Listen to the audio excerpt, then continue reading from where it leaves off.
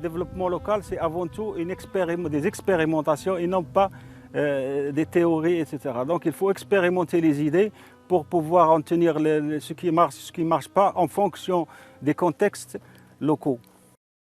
On ne peut pas diriger une commune comme on le dirigeait avant. Une commune maintenant c'est une organisation comme l'entreprise, comme tout ça. Donc on a besoin de formation. Alors s'il n'a pas des connaissances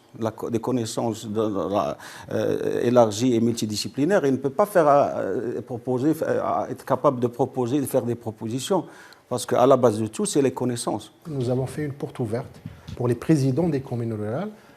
Et l'objectif, c'était de montrer à ces présidents que vous avez dans votre région un centre régional qui peut vous aider à développer un plan de développement, carrément. Et après cette journée, malheureusement, on a reçu un seul président, c'était M. Moustapha Matawi. Je voulais, disons, avoir une vision plus large et essayer, comme la plupart des gens de Sidi Bou Mehdi, ce sont des agriculteurs, faire bénéficier l'ensemble de la population de ce transfert de technologie. Ici, c'est un endroit où on produit de l'expérimentation. C'est un effet démonstratif, pédagogique pour montrer aux gens, pour sensibiliser les gens à ces nouvelles expérimentations, aux résultats de la recherche scientifique. Donc c'est ça l'objectif de cette coopération dont on est fier avec l'ONG italienne. Merci, barakallahu fik. Salam alaikum. Alors on a ici le grenadier, ça c'est le coignacier. Ici, il y a l'absinthe. Il y a même un palmier là.